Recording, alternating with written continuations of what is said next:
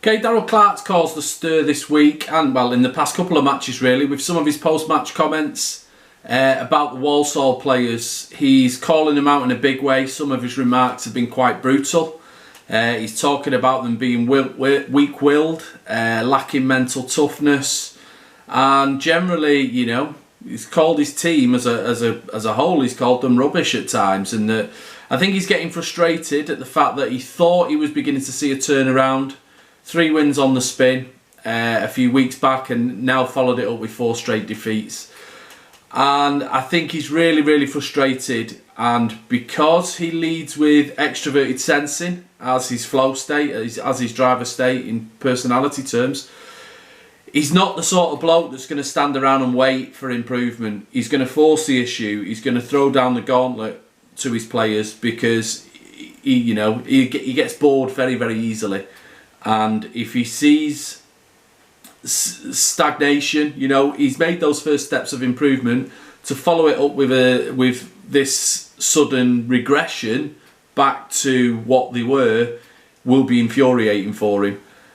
He's a sort of manager that loves high stakes football, loves raising the stakes, and that's what he's doing now to his players. He wants to get a reaction out of them, but it's a risky game because if he doesn't get the reaction he wants, there's 10, 11 games now till the transfer window opens. Not much time for him to do about it if he loses that dressing room. What I would say is it probably helps the fact that he's got quite a few ex-Bristol Rovers players in that dressing room that know what he's all about and can kind of speak to the other players and tell them what to expect, and the fact that, this will soon blow over if they knuckle down and do the jobs properly. These couple of latest outbursts will soon be forgotten. Because very similar to Chris Wilder in a sense that, they can't be doing with everything on an even keel. People resting on the laurels is something that really irritates him. And if he thinks that he can get more out of players than they're not just giving it him, he will not push buttons in a premeditated sense, but he'll just come out with these outbursts. He'll just say what's really on his mind in the moment. But then as soon as he said it, it can kind of be forgotten. It's surprising how quickly he can brush these outbursts under the carpet afterwards.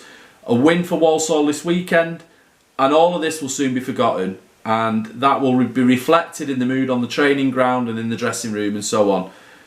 These outbursts tend to happen at intervals. With any manager that uses extroverted sensing as a flow state, this is always a possibility. Because they do get bored easily, because they don't like seeing too much repetition of the same thing over and over, they tend to want to be a catalyst and liven things up themselves.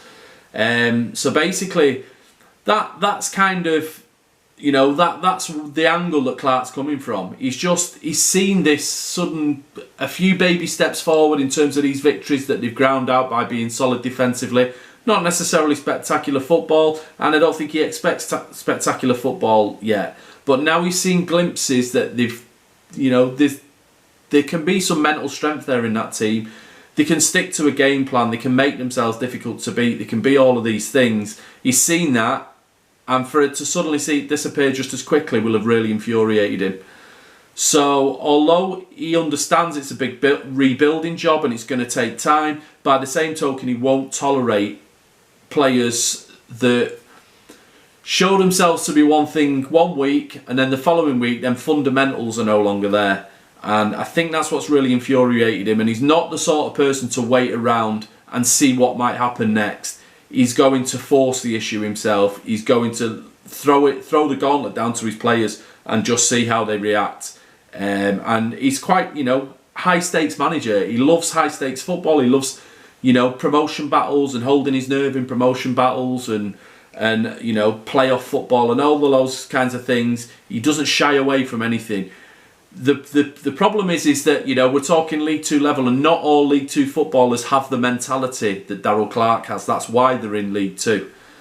And he's one of a rare breed, Clarke, that he's got no insecurities about himself whatsoever. He's very sure of himself. He's very sure of what he wants, what he stands for, what he's all about, and it never changes, and he never wavers in his belief in himself, and he expects that of the players in his dressing room. But when he doesn't get it, he he can't tolerate it, and there's no wiggle room for players to be human League Two players. He just wants them to be these almost machine-like in the mentality and not let things affect them and do the right things. On some players it can rub off, his mentality can rub off and make them better players and make them stronger as individuals, but on other players that just kind of aren't wired that way, he can break them. And I think that's what we're going to see with some players at Walsall at the moment. And like I say, he will be. If he's going to be backed in the transfer window, we could see just as much. One of the biggest turnover squads in the summer.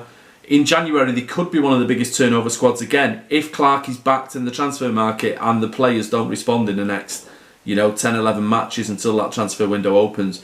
I think he's a man of his word when he says, if he's seeing this in his own players now and he's not happy with what he's seeing, the way that they react in certain situations. One of his big skills is body language, reading people's body language. And he's talked about this before. When asked what his own biggest skill is as a manager, he said himself that I can walk into a dressing room at 2:45 and know exactly what to say to the players just by reading the body language around the room. He considers that his biggest skill, and I think he has this ability to pick up on players that are weak-willed and don't have the right minerals for to do the jobs that he's asking. So we could see big turnover again in January, and Clarke won't shy away from that. But in the meantime, the players have got, let's remember there are some ex-Bristol Rovers players in there. They'll know exactly what Clarke's all about and what's going on at the moment. They'll be comfortable with the situation and will be knuckling down to prove themselves all over again to Clarke and trying to get that message across to their colleagues in that dressing room at the moment. Some might fall by the wayside and just can't handle it, and others will step up. So the next few games are going to be really, really interesting where Walsall are concerned. And it's even more interesting this weekend that they play Mansfield, because Clarke's a Mansfield boy. Played for the club, came through the ranks at Mansfield through and through. Very proud sort of the town that he came from, but also the club that relegated him in his first, I think he was about 8 matches in charge at Bristol Rovers. Got relegated with a 1-0 defeat at home to Mansfield. So it's intriguing that this weekend should be Mansfield at home for Walsall.